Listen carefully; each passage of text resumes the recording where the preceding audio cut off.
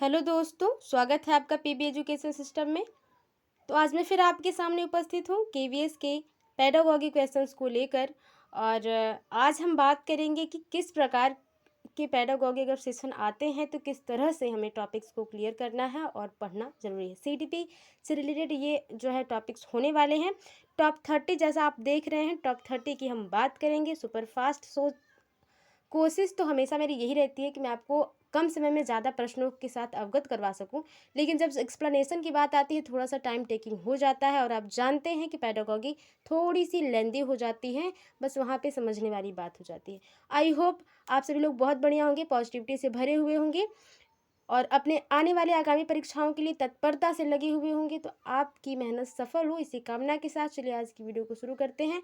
Top 30 की हम बात करेंगे। जैसा कि आप देख सकते हैं इस तरह से बहुत सारे क्वेश्चन हमने लिए हैं। ठीक है, चलिए बात करते हैं सबसे पहले क्वेश्चन की। पहले क्वेश्चन की बात करी जाए तो ये आपके डेवलपमेंट से रिलेटेड है। ठीक है, हाँ, वो जो वर्ड थोड़ी सी दिक्कत होगा जिसका मीन्स आपको पेडागोगी में समझ में नहीं आता, उसको मैं इंग्लिश में बता के, मतलब अंग्रेजी उसकी बता के उसका मीन्स समझाने की कोशिश करूँगी। और मैं पूरी तरह से अपने 100% दूंगी कि आप अपनी चीज़ों को, जो कन्फ्यूजन वाली चीज़ें हैं, उसको आप क्लियर कर पाएँ। तो देखते हैं पहला क्वेश्चन क्या है। विकास है डैश।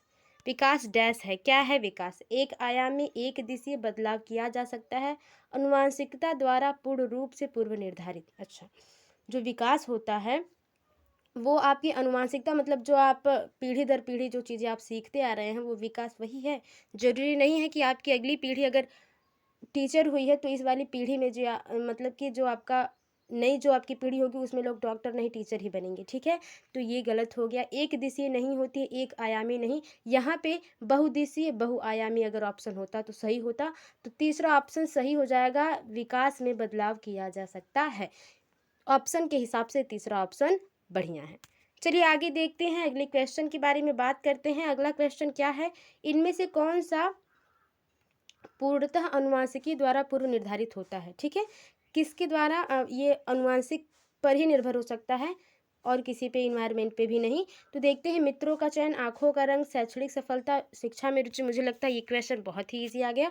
ठीक है, तो मित्रों का चयन हम अपने इन्वायरमेंट के हिसाब से करते हैं, अपने इंटरेस्ट के हिसाब से करते हैं। ठीक है, हम जैसा इन्वायरमेंट चाहते हैं, इन्वायरमेंट वैसा अपने फ्रेंड सर्कल को बनाते हैं।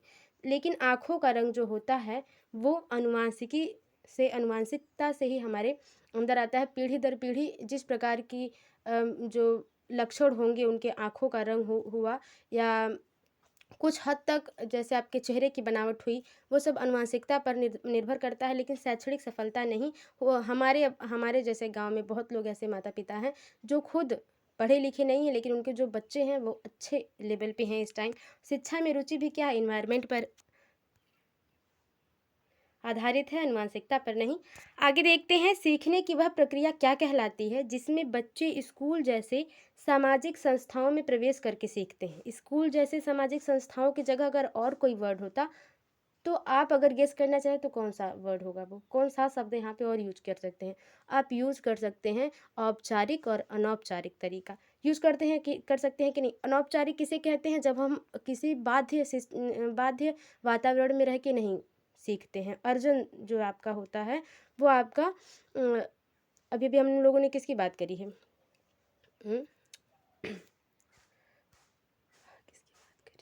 तक।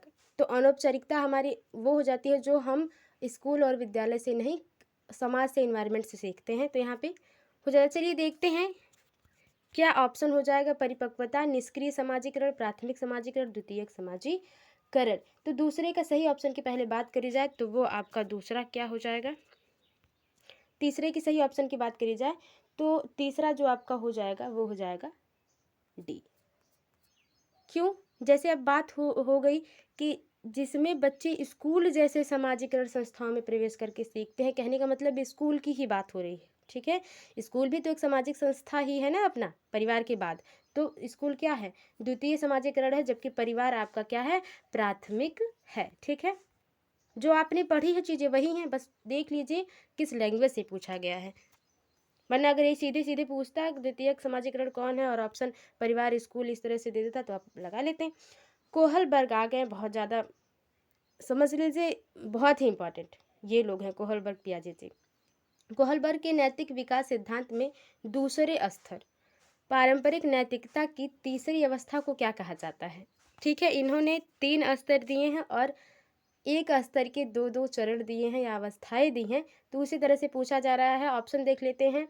आज्ञा पालन और दंड अभिविन्यास, अच्छा लड़का अच्छी लड़की अभिविन्यास, कानून और आदेश पालन अभिविन्यास, सामाजिक समझौते और व्यक्तिगत आधार अभिविन्यास। तो इसमें आप सही बात है माहिर हो गए होंगे, आपको समझना नहीं, क्योंकि सीडीपी आपका स्ट्रांग ही होना चाहिए पेडागॉजी सेशन, क्योंकि ये 20 नंबर का आपकी हिंदी की तरह पूछा जाता है। तो मेक श्योर आप चीज़ों को क्लियर करें। देखिए, कोहलबर्ग के नैतिक सिद्धांत की बात करी जाए तो ये इन्होंने 3 इस तरह से स्तर दिए हैं, ठीक है। पहला, दूसरा, तीसरा, और हर एक स्तर में एक एक अवस्थाएं हैं, ठीक है, मतलब 2 अवस्थाएं। तो इस तरह से करके आपके 6 हैं। तो अब दूसरे स्तर की अवस्था पूछा जा रहा है, तीसरी अवस्था, ठीक है। तो इसका सही ऑप्शन हो जाएगा अच्छा लड़का और अच्छी लड़की। अब ये बताइए, अगर ऑप्शन पहले की बात करी जाए, आज्ञापन और दंड अभिविन्यास, तो ये किस में आएगा? तो ये आपके पहले स्तर का पहली अवस्था ही आपका आ जाएगा, जिससे बच्चा क्या करता है, दंड की वजह से, कि पापा कहते हैं कि बेटा चाचा आ रहे हैं, आपके अंकल आ रहे हैं, तो आपको पैर छूना है, ऐसा नहीं कि अगली बार की तरह पैर नहीं छूना है। तो बच्चा डर की वजह से कि पापा हमको पीटेंगे या डांटेंगे, इसके लिए हमें क्या करना है, चाचा जी के पैर माफ़ करिएगा छूने हैं, ठीक है। तो अच्छा लड़का अच्छी लड़की का ये हो जाता है कि ये समाज में जुड़कर खुद को अच्छा साबित करने के लिए, ये जो है बच्चा जो है, लोग मुझे समाज से ये कहें कि मैं अच्छी लड़की हूँ या मैं अच्छा लड़का हूँ, इसके लिए वो अवस्था हो जाती है जो आपकी तीसरी अवस्था हो जाती है दूसरे स्तर की। आगे देखते हैं, जीन पियाजे के सिद्धांत में वर्तमान स्कीमा द्वारा परिवेश को समझ पाने की असमर्थता के कारण एक नए स्कीमा की रचना क्या कहलाती है? मतलब पहले क्वेश्चन को समझने की कोशिश करते हैं कि बच्चे ने पहले देखा है कि कौवे को, ठीक है, और फिर उसने देखा कोयल को। तो उसने ये सोचा, पहले उसके अंदर ये था कि जो काले काले दोनों हैं ये क्या है, कौवा है। मतलब कोयल को भी वो कौवा कह रहा है, क्योंकि दोनों रंग में ब्लैक है, काले कलर है। लेकिन जब वो जान जाता है कि जो कोयल की आवाज़ मधुर है अलग है, कौवे की आवाज़ अलग है, तो बच्चा क्या कर पाता है, उसमें नई स्कीमा जोड़ता है। तो स्कीमा में क्या हो रहा है, परिवर्तन हो रहा है, ठीक है। परिवेश के हिसाब से क्या हो रहा है, बच्चा जो पहले सीखा है उसमें असमर्थ नहीं है समझने में, अब उसमें नया चीज़ जोड़ रहा है बच्चा। तो क्या हो जाएगा उसमें, ऑप्शन देख लेते हैं। समायोजन, आत्मसातीकरण, अनुकूलन, संगठन। तो 5वें की बात कर ली जाए, सबसे पहले बात कर लेते हैं इसकी इंग्लिश की, क्योंकि बहुत ज़्यादा हो जाता है दिक्कत जब ये चीज़ें हो जाती हैं हिंदी में नहीं समझ में आती है। जैसे पहला एकोमोडेशन हो गया, यहाँ पे एकोमोडेशन, ठीक है। अब दूसरा एसिमिलेशन, और तीसरा जो हो जाएगा आपका ये एडॉप्टेशन हो जाएगा, एडॉप्टेशन। और चौथा जो है संगठन, वो हो जाएगा आपका ऑर्गेनाइजेशन, ठीक है। तो ऑर्गेनाइजेशन तो हटा दीजिए, ये बाद में आता है, संरक्षण और स्कीमा के बाद संरक्षण और संगठन आते हैं। बात आपकी हो जाएगी 5वें के सही आंसर की बात कर जाए तो ये आपका हो जाएगा। पहला बच्चा क्या करता है, समायोजन कर लेता है। अब तक तो उसमें आत्मसातीकरण था कि उसने आत्मसात कर लिया कि हाँ जो ब्लैक कलर का ये है कौवा होता है, ठीक है। फिर अचानक से उसने देखा कि ये दोनों ब्लैक कलर के तो है, लेकिन आवाज़ में भिन्नता है। भिन्नता की वजह से बच्चा क्या कर लेता है, नए स्कीमा को इन्वॉल्व करता है अपने माइंड में या सीखता है, तो वो आपका समायोजन हो जाएगा। आई होप आपको मेरी बात क्लियर होगी और मैं आपको संतुष्ट कर पा रही हूँगी। आगे देखिए, पियाजे के अनुसार कौन सा संप्रत्यय बात करते हैं अभी, सूचना को संगठित और प्रतिपादित करता है। ऑप्शन देख लेते हैं। संख्यात्मक प्रतिदर्शक, स्कीमा, अग्रिम संगठन, संवेदी मुद्रक। तो जो टफ है उसकी हम इंग्लिश की बात कर लेते हैं, ठीक है। तो संप्रत्यय आप समझ लीजिए, यहाँ पे कॉन्सेप्ट की बात हो रही है। संप्रत्यय मतलब कॉन्सेप्ट, और इसको मेक श्योर कि आप लोग नोट डाउन कर लें, क्योंकि कहीं भी बहुत मुश्किल से मिलने वाला है ये चीज़ें जो है, ठीक है। और स्कीमा आप जान रहे हैं। अग्रिम संगठन की बात अगर करी जाए, व्याख्यात्मक प्रतिदर्शक भी आप समझ लेंगे, इसमें कुछ भी नहीं है, ठीक है।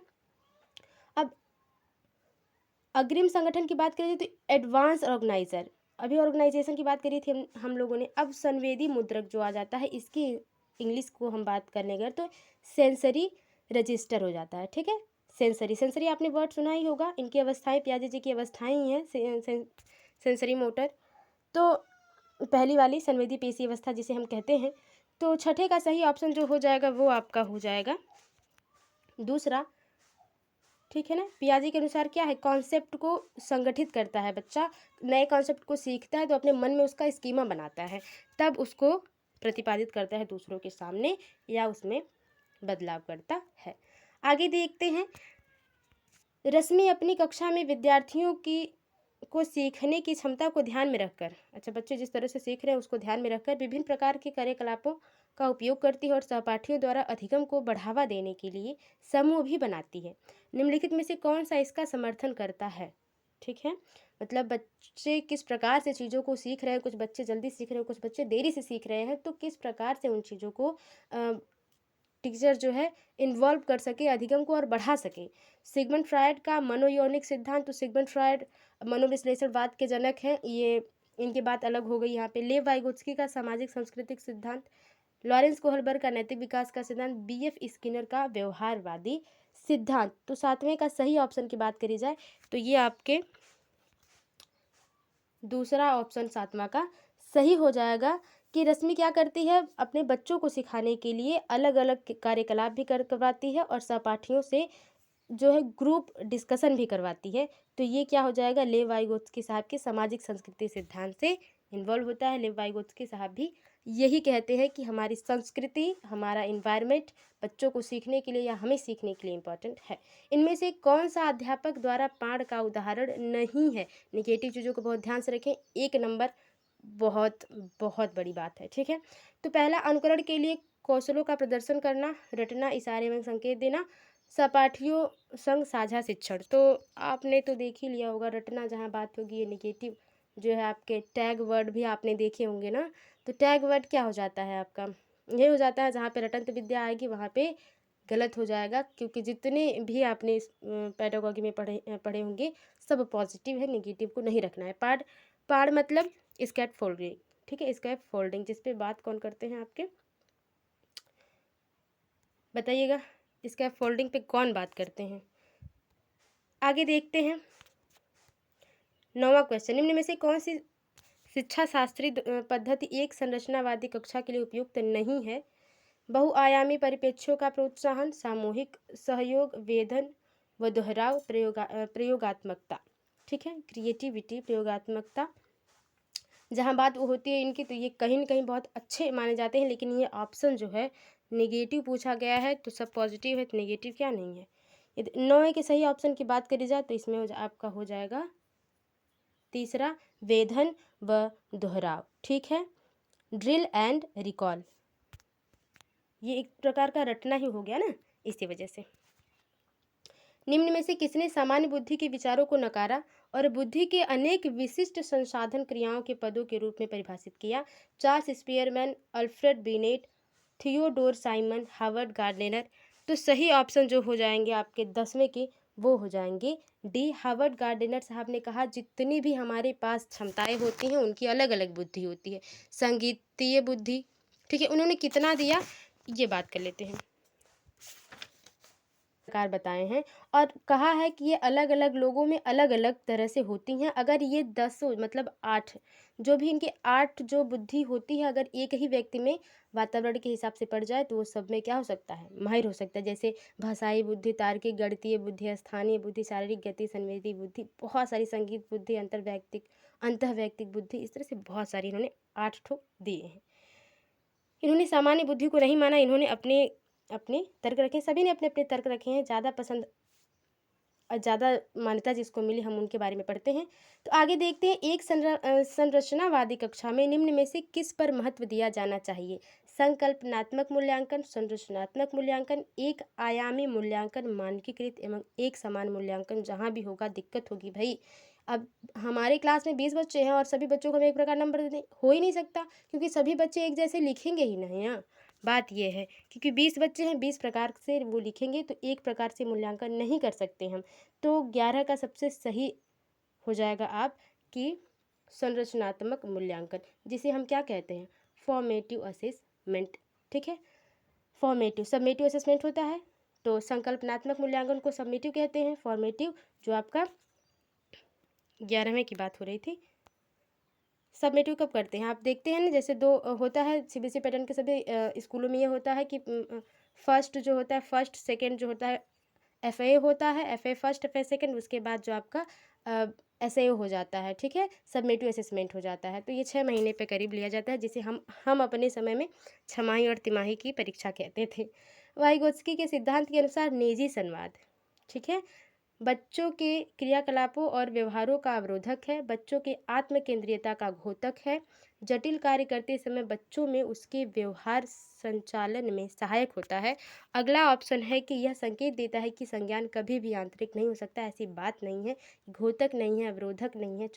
तीसरा ऑप्शन माफ़ करिएगा सही हो जाएगा कि जटिल कार्य करते समय बच्चे अपने आप से जो बात करते हैं उस चीज़ को वाइगोत्स्की साहब ने निजी संवाद कहा है, लेकिन पियाजे साहब ने क्या कहा है कमेंट बॉक्स में ज़रूर बताएं।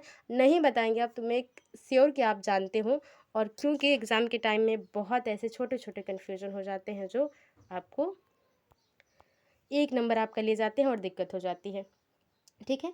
आगे देखते हैं कि लड़कियों की गुलाबी कपड़े और गोलियों से जोड़ा जाता है और लड़कों को नीले कपड़ों एवं कारों से जोड़ा जाता है, यह किसको दर्शाता है?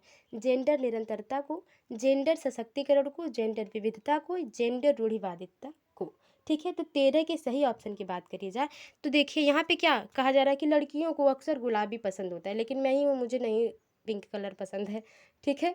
आप में से भी बहुत लोग होंगे जिनको पिंक कलर नहीं पसंद होगा और पसंद भी होगा, लेकिन ये इन्वॉल्व नहीं है कि सिर्फ लड़कियों को ही पिंक कलर पसंद है और लड़कों को सिर्फ नीले कलर पसंद है। तो जहाँ यहाँ पे इस तरह से इस तुलना करवाई जाए वो हमेशा जेंडर रूढ़िवादिता को प्रदर्शित करता है। तो आप ये समझ ही गए होंगे कि 13 का कौन सा आंसर सही हो जाएगा, चौथा आंसर सही हो जाएगा। ज़रूरी नहीं है कि इनके जो है बॉयज़ एंड गर्ल्स के जो चीज़ें हैं वो मिलती न हो या एकदम अलग हो। पिंक कलर लड़कों को भी पसंद हो सकता है, लड़कियों को भी, ब्लू कलर लड़कियों को भी पसंद हो सकता है, लड़कों के तो जहाँ अलग अलग की बात होगी रूढ़िवादिता हो जाएगा। कथन देखिए, कथन और कारक से बहुत ज़्यादा क्वेश्चन पूछा जाता है, चाहे वो सीटेट हो चाहे KVS में, आप देखेंगे खुद क्योंकि 20 नंबर है तो 20 नंबर में 2 क्वेश्चन तो आपको ऐसे मिल जाएंगे जो कथन और कारक से होंगे, और मुझे लगता है नहीं है कि ये गलत होते हैं क्वेश्चन, ये बहुत ही आसान क्वेश्चन होते हैं, बस ध्यान से पढ़ना है इसको।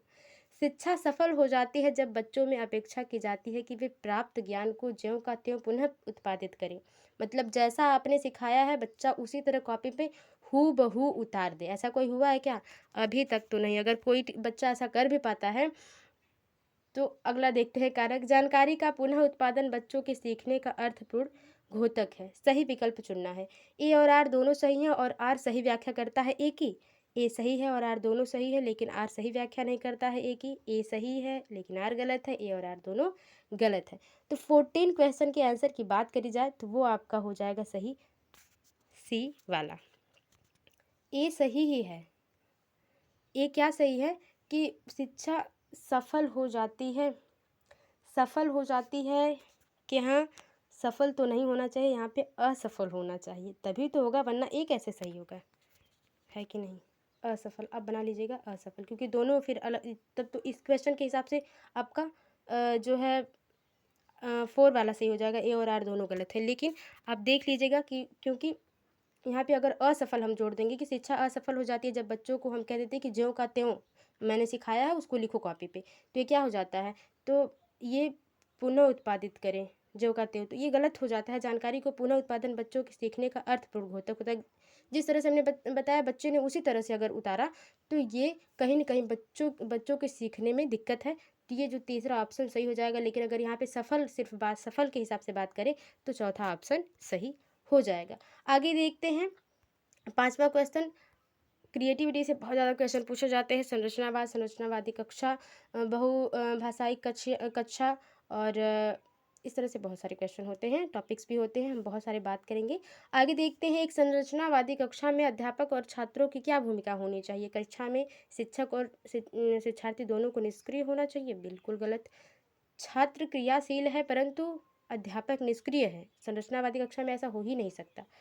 संरचनावादी कक्षा में या बहुभाषिकता में वही बात तभी हो जाएगी, या बाल केंद्रित शिक्षा में ये हो जाएगा कि अध्यापक और छात्र दोनों क्रियाशील हों। तो 15 का जो है तीसरा ऑप्शन सही हो जाएगा, क्योंकि बहुत ही आसान है, इसको प्रूफ करने की क्या जरूरत है क्योंकि आपने बहुत पढ़ा होगा।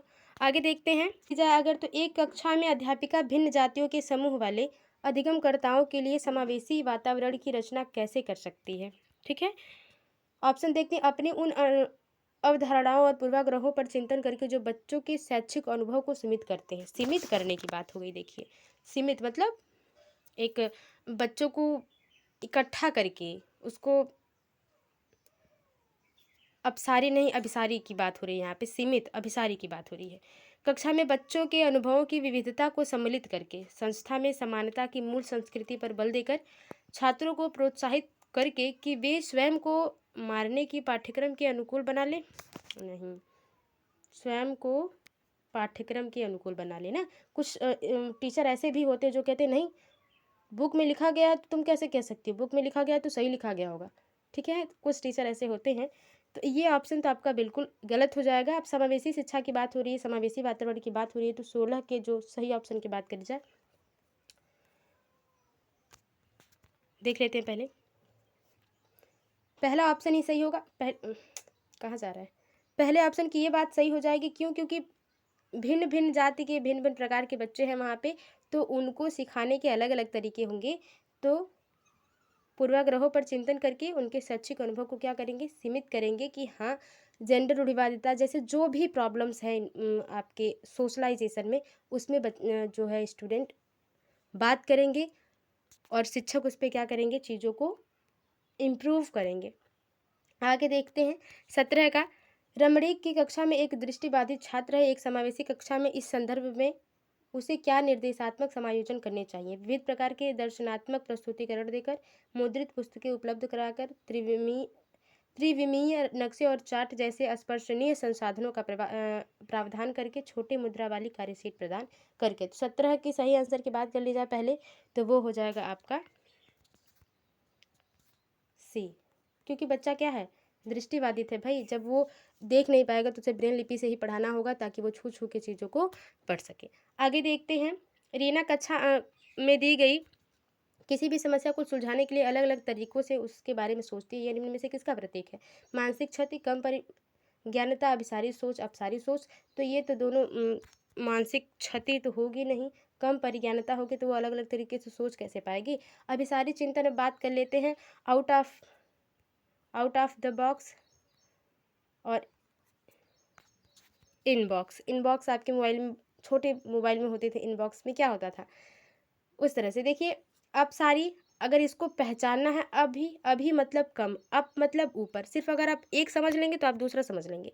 अप मतलब ऊपर, ठीक है। तो अब सारी वो हो जाएगा जो बच्चा एक बिंदु से कई प्रकार के, एक समस्या को कई प्रकार तरीके से, कई तरीके से उसको हल कर पाए, तो ये अब सारी होगा। अप मतलब ऊपर, ऊपर की तरफ बहुत सारी लकीरें जा रहे हैं। अभिसारी मतलब नीचे, ठीक है। एक बिंदु से जो है बहुत सारे तरीकों से बच्चा सोच रहा है लेकिन वो एक ही जगह आके रुक जा रहा है, तो वो अभिसारी चिंतन होगा। अब यहाँ पे जो बच्ची है वो अलग अलग तरीकों से समस्याओं को सुलझा रही है, तो उसमें कौन सा चिंतन होगा, अपसारी चिंतन होगा। बच्चा जो है अलग अलग तरीकों से चीज़ों को सीख पा रहा है। तो 18 का सही आंसर जो हो जाएगा आपका डी हो जाएगा।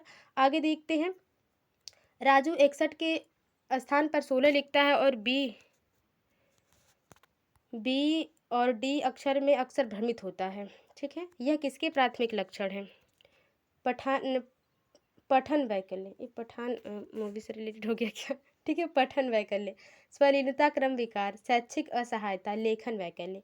तो 19 के सही आंसर की पहले बात कर ली जाए तो वो आपका ए हो जाएगा, पठन वैकल्य, ठीक है। पठन वैकल्य मतलब डिसलेक्सिया, ठीक है। बहुत ज़्यादा जो क्वेश्चन पूछा जाता है डिसलेक्सिया, ठीक है ना, डिसलेक्सिया।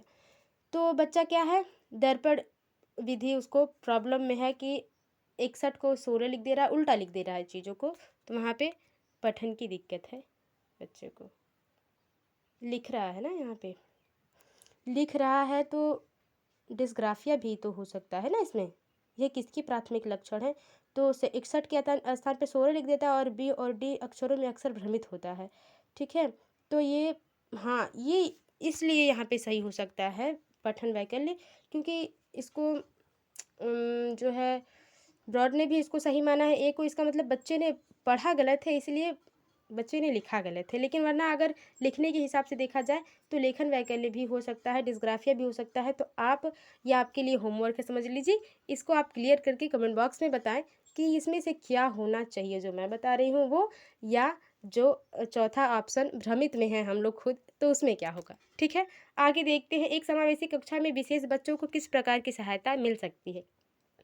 व्यक्ति का निर्धारण, प्रतिस्पर्धात्मक संस्कृति, सहयोगात्मक अधिगम, मानकीकृत निर्देश। तो समावेशी शिक्षा वही हो जाती है जहाँ अनेक प्रकार के बच्चे एक ही कक्षा में पढ़ें, लेकिन अलग अलग नियमों से, अलग अलग तकनीकी से पढ़ें। ठीक है, तो 20 के सही आंसर की बात कर ली जाए, का निर्धारण होता है। हाँ, समावेशी कक्षा में होता है कि 20 बच्चे तो हैं हमारे पास, लेकिन प्रत्येक का निर्धारण हम करेंगे कि मूल्यांकन करेंगे कि किस बच्चे ने कितना सीखा है और किस प्रकार से बच्चा सीख रहा है। अगर धीरे गति से सीख रहा है तो हम उसको उसी गति से सिखाएंगे, और कोई बच्चा अगर तेज़ी से सीख रहा है तो उसको हम उसी लय में सिखाएंगे। ठीक है, तो पहला हो जाएगा प्रतिस्पर्धात्मक संस्कृति। तो कम्पिटिटिव, जहाँ कंपटीशन की बात होती है वो तो कंपटीशन समझ रहे हैं आप, नेगेटिव में चला जाता है। ठीक है, लेकिन सहयोगात्मक ये सही हो जाएगा। कोऑपरेटिंग की जहाँ बात होगी वो आपका सही हो जाएगा। तो पहला और तीसरा जो ऑप्शन सही होगा वो हो जाएगा आपका तीसरा। पहला और तीसरा ऑप्शन सही हो जाएगा। एक समावेशी शिक्षा में बच्चे को यही देना चाहिए। आगे देखते हैं, एक संरचनावादी परिप्रेक्ष्य में बच्चों को किस प्रकार समझा जाता है। निष्क्रिय प्राणी के रूप में, छोटे वयस्कों के रूप में, दूसरे जीव के रूप में जिन्हें सभ्य बनाने की जरूरत है। अच्छा, जीव है वो बच्चा, उसको सभ्य बनाना है? नहीं, वो खुद सभ्य होता है। बस इन्वायरमेंट में बच्चे ने क्या सीखा है, वो अपने पर्यावरण को समझने की उत्सुकता लिए हुए बच्चा यही सीखता है। बच्चे में उत्सुकता होती है कि जो है, अच्छा ये इतना अच्छा गाना कैसे गा सकता है, ये इस वर्ड को कैसे बोल पा रहे हैं। ठीक है, बच्चों में उत्सुकता होती है। अब आप बताइए, बच्चों को छोटा जो है वैज्ञानिक किसने कहा है, पूछ दिया जाता है। वैसे केवीएस में पूछेगा नहीं इतनी छोटी सी बात, लेकिन फिर भी आप लिख दें चाहे तो। बच्चों की असफलता के संदर्भ में निम्न में से कौन सा कथन सही है। बच्चों की असफलता का गुणरोपण हमेशा उनके अनुवांशिक दोषों को किया जा सकता है। अनुवांशिकता हमेशा नहीं भाई मतलब रखती है। बच्चों की असफलता उनकी रुचि भी हो सकती है, अनुवांशिकता ही नहीं। बच्चों की असफलता का कारण व्यवस्था द्वारा बच्चों को व्यक्तिगत ज़रूरतों को अनदेखा करना है। वह माता पिता जो कभी स्कूल नहीं गए अपने बच्चों की शिक्षा में रुचि नहीं रखते, ऐसी बात नहीं है भाई, ये तो बिल्कुल गलत हो गया। हम लोगों के मम्मी पापा नहीं पढ़े लिखे हैं, फिर भी हमें इतना पढ़ाए हैं। हाशिए पर रहने वाले समुदायों के बच्चे अकादमिक सफलता प्राप्त करने में सक्षम नहीं है, ऐसी बात नहीं है। बहुत बहुत ही निम्न लेवल से बच्चे उठ के कहाँ गए हैं। अब देख लेते हैं 22 का सही आंसर। तो 22 का सही आंसर जो हो जाएगा वो आपका हो जाएगा बी। बच्चों की असफलता का मेन कारण ये हो जाता है कि बच्चों के छोटे छोटे क्वेश्चन का हम जवाब नहीं देते ना। हम कहते हैं तुम अभी छोटे हो, तुम अभी नहीं समझ पाओगे। एक शिक्षिका अपने प्राथमिक कक्षा में अर्थपूर्ण अधिगम को कैसे बढ़ावा दे सकती है। वेधन तथा अभ्यास द्वारा, प्रतिस्पर्धा को बढ़ावा देकर, विषय वस्तु का विद्यार्थियों के जीवन के साथ संबंध स्थापित करके, अधिगम की छोटी छोटी उपलब्धियों के लिए पुरस्कार देकर। छोटी छोटी बातों पर हम अगर पुरस्कार देंगे तो बच्चा उस चीज़ की उसको आदत पड़ जाएगी। ठीक है, पुरस्कार देना बहुत ज़्यादा अच्छा नहीं है, कुछ हद तक ठीक है। तो 23 के सही आंसर की बात करी जाए तो वो आपका हो जाएगा तीसरा। विषय वस्तु पर विद्यार्थियों को जीवन से जोड़कर हम पढ़ाएंगे, उसके एनवायरनमेंट से जोड़ के बताएंगे, तो वो बच्चा आसानी से सीखेगा। आगे देखते हैं, अनुपमा अपनी कक्षा में विज्ञान पढ़ाते हुए गणित के संपत्तियों के साथ संबंध बनाते इस प्रकार का शिक्षा शास्त्र है। मतलब बनाती है, विज्ञान पढ़ाती है लेकिन उसको गणित से जोड़ के पढ़ाती है। वो एग्जाम्पल दोनों सब्जेक्ट का दे देती हैं क्योंकि कहीं ना कहीं दोनों को रिलेटिव है। ठीक है, तो इस प्रकार का शिक्षा शास्त्र क्या होगा। अधिगम के स्थानांतरण और अंतः विषयात्मक अधिगम को बढ़ावा देगा। ज्ञान के अर्जन में रुकावट उत्पन्न करेगा, अधिगम में रुकावट उत्पन्न करेगा क्योंकि यह छात्रों के बोझ को बढ़ाएगा, छात्रों में भ्रांतियों को बढ़ावा देगा। तो 24 के सही आंसर की पहले हम बात कर लें तो वो आपका ए हो जाएगा। ये अधिगम को बढ़ावा देगा क्योंकि बच्चा दो सब्जेक्ट से अच्छे से चीज़ों को सीख पाएगा। अधिगम स्थानांतरण के कितने प्रकार हैं अगर आपको मालूम हो तो बताएं। ये जानकारियाँ किस स्मृति में संगठित होती हैं। बाइक की सवारी करने की प्रक्रिया, धुले कपड़ों को तह करने की प्रक्रिया, 7 वर्ष की उम्र में एक पेड़ पर चढ़ने का अनुभव। तो अल्पावधि स्मृति है, दीर्घ अवधि स्मृति है, संवेदिक है या कार्यकारी है। तो 25 के सही आंसर की बात करी जाए तो वो आपका ये हो जाएगा कि दूसरा हो जाएगा, दीर्घ अवधि स्मृति हो जाएगी इसमें ना, कि बच्चा क्या कर लेता है। अगर हम इन तीनों की बात करी जाए तो दीर्घ अवधि स्मृति हो जाएगी क्योंकि बाइक की सवारी करने की प्रक्रिया और धुले कपड़ों को तह करने की प्रक्रिया 7 वर्ष की उम्र में एक पेड़ पर चढ़ने का अनुभव, ये सारी जानकारियाँ दीर्घ अवधि स्मृति में होंगी। ऐसा नहीं कि बच्चा बहुत ही संवेदी में है, छोटा-सा है तो वो सारी चीज़ों को सीख लेगा, ठीक है? क्योंकि छोटे बच्चे को कपड़े तह करने नहीं आते, पेड़ पे चढ़ने नहीं आते, ठीक है? निम्नलिखित कथनों में से फिर 7 वर्ष दे भी तो दिया है। निम्नलिखित कथनों में से कौन-सा कथन बच्चों की त्रुटियों को समझाने के लिए सही नहीं है? यह कक्षा में छात्रों के ग्रेड और पदों को निर्धारित करने में मदद करता है। शिक्षक को छात्रों की अवधारणात्मक समझ से अवगत कराता है। शिक्षण अधिगम प्रक्रिया में त्रुटि का समझ सार्थक है, क्योंकि यह अधिगम प्रक्रिया का सहज हिस्सा है। यह बच्चों की सोच में अंतर्दृष्टि प्रदान करता है। तो 26 के सीधे सही आंसर की बात कर ली जाए तो 26 का सही आंसर आपका ए हो जाएगा। ग्रेड की बात हो रही है यहाँ, पास फेल होने की बात नहीं, यहाँ ग्रेडिंग की बात, ग्रेडिंग की चीज़ें जो है फेल पास को हटाकर ग्रेड इसीलिए कर दिया गया है कि बच्चे को दुख ना हो और उनकी त्रुटियों का उन्हें पता भी चल जाए, ठीक है। अच्छा, ये हो गया। 27 को देख लेते हैं। किस प्रकार की प्रेरणा उन गतिविधियों से जुड़ी है जो अपने आप में आनंददायक व संतोषजनक है? आंतरिक अभिप्रेरणा, गुण विषयक अभिप्रेरणा, बाह्य अभिप्रेरणा, स्थिति विषयक अभिप्रेरणा। तो 27 के सही आंसर की बात कर ली जाए तो वो आपका ए हो जाएगा। जब आप अंदर से मोटिवेट है तो आपको बाहर किसी मोटिवेशन की ज़रूरत नहीं है, और जो व्यक्ति अंदर से मोटिवेट होते हैं वही बहुत कुछ कर पाते हैं, क्योंकि बाहरी मोटिवेशन तो कुछ समय के लिए होता है, लेकिन जो आपका खुद का मोटिवेशन होगा, अभिप्रेरणा मतलब मोटिवेट, ठीक है, मोटिवेशन। शिक्षिका की अपने विद्यार्थियों से अपेक्षाएं, किस प्रकार की एक शिक्षिका को अपेक्षाएं होती है? एज अ टीचर आपको पता होगा कि आप अपने बच्चों से किस प्रकार की अपेक्षा करते हैं। उनके अधिगम पर महत्वपूर्ण प्रभाव डालती है। विद्यार्थियों के अधिगम से कोई संबंध नहीं, ऐसी बात नहीं है। शिक्षिका एकदम समझ लीजिए माँ बन जाती हैं बच्चों की, क्योंकि इतना ज़्यादा अट्रैक्शन हो जाता है, इन्वॉल्व एक दूसरे से हो जाते हैं शिक्षिका और वो जो है छात्र भी। विद्यार्थियों के अधिगम और उनकी स्वयं की क्षमता पर किसी प्रकार का प्रभाव नहीं डालती। बच्चों के अधिगम के लिए एकमात्र निर्धारक नहीं, ये पुस्तकें भी उनका काम करती हैं बच्चों को सिखाने की। तो 28 का सबसे पहला ऑप्शन जो हो जाएगा, उनके अधिगम पर महत्वपूर्ण प्रभाव डालते हैं, क्योंकि अगर शिक्षिका जैसी होंगी बच्चा उनके साथ वैसा व्यवहार करेगा, उनकी चीज़ों को नकल करते हैं ना बच्चे कि ये मैम ये सर ऐसे पढ़ाते हैं, मुझे अच्छा लगता है, या इस तरह से आते हैं, तो आपका जो व्यक्तित्व है बच्चे के ऊपर प्रभाव डालता है। बालक केंद्रित कक्षा का सृजन द्वारा किया जाता है। शिक्षार्थियों को उनके निष्पादन के बारे में समय पर प्रतिपुष्टि देकर, विद्यार्थियों को प्रश्न पूछने से हतोत्साही कर उन्हें निष्क्रिय रखकर, बारंबार परीक्षा लेकर और विद्यार्थियों को बीच बीच में भय की अवस्था, अच्छा बार बार परीक्षा लेंगे और भय करेंगे, बच्चों को हतोत्साहित करेंगे, निष्क्रिय करेंगे, विद्यार्थियों में प्रतिस्पर्धा कंपटीशन प्रोत्साहित करके, ठीक है। तो 29 का सही आंसर आप जान ही गए होंगे, आपको बताना है नहीं, पहला ही बचा, ठीक है, पहला ऑप्शन सही हो जाएगा। देखिए, राष्ट्रीय शिक्षा नीति 2020 क्या प्रस्तावित करती है भाई? विद्यालय की पाठ्यचर्या की विषय वस्तु में कटौती, विद्यालय के पाठ्यचर्या के लचीलापन में वृद्धि, रटंत अधिगम को महत्व नहीं देता है कोई भी, चाहे वो राष्ट्र 2020 हो, 2009 हो, और कोई भी हो ना, एनसीएफ 2005 ही क्यों ना हो, ये रटंत विद्या कोई नहीं। विवेचनात्मक चिंतन को महत्व देकर, तो सही ऑप्शन क्या करें? पहला, दूसरा, चौथा, ठीक है। रटंत विद्या हट गई, तो ये आपका तीसरा चौथा यहाँ पे होना चाहिए, चौथा ऑप्शन आपका सही हो जाएगा। पहला, दूसरा और चौथा सही हो जाएगा। तो ये थे 30 क्वेश्चन। आई होप आपको पसंद आए होंगे। वीडियो थोड़ी भी हेल्पफुल लगी हो तो वीडियो को लाइक शेयर कमेंट करें और चैनल को सब्सक्राइब कर लें। मिलते हैं आपसे अगली वीडियो में, तब तक के लिए bye bye and take care.